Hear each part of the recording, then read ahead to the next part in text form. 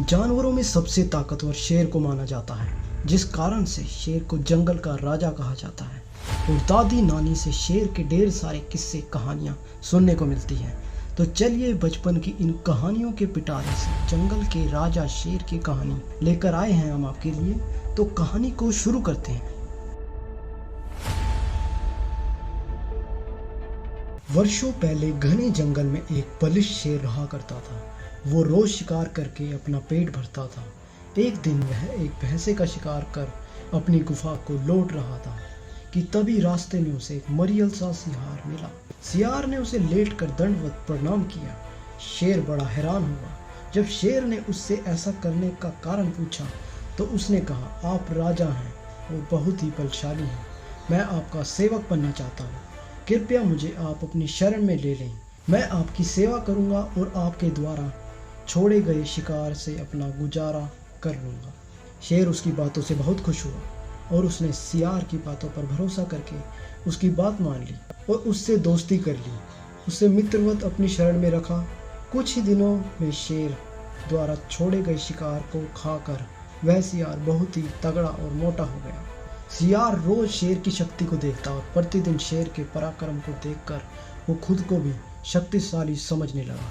उसने भी स्वयं को शेर का प्रतिरूप मान लिया। एक दिन उसने शेर से कहा, दोस्त, मैं भी अब तुम्हारी तरह शक्तिशाली हो गया हूँ और आज मैं एक हाथी का शिकार करूँगा, उसका भक्षण करूँगा, उसके बचे कुचे मांस को तुम्हारे लिए छोड़ दूँगा। शेर उस सियार को अपना दोस्त समझता था, इसलिए उसने उसकी बातों का बुरा नहीं माना, लेकिन सियार को समझाया जरूर कि वो ऐसी गलती ना करे। उसे हाथी के शिकार से रोका, पर वो सियार बहुत ही घमंडी बन चुका था।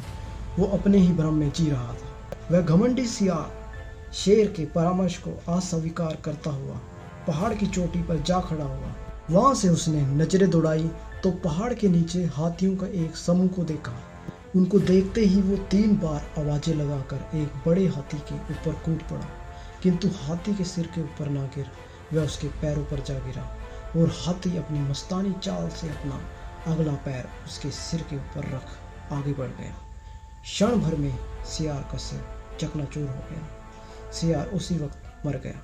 पहाड़ के ऊपर से शेर सब कुछ देख रहा था। सियार की सारी हरकतें देखकर उसने अपने मन ही मन सोचा कि यदि सियार अपनी वास्तविक स्थिति को नहीं भूलता तो आज उसकी ऐसी दुर्गति नहीं होती। इस कहानी से यह शिक्षा मिलती है कि हमें अपना वास्तविक स्वरूप कभी नहीं भूलना चाहिए और कभी भी घमंड में आकर कोई ऐसा कदम भी नहीं उठाना चाहिए जिससे कि हमारी दुर्गति हो जाए। तो गाइज़, आपको हमारी वीडियो पसंद आई है तो उसे लाइक कीजिए और हमारे चैनल को सब्सक्राइब कीजिए। Thank you so much.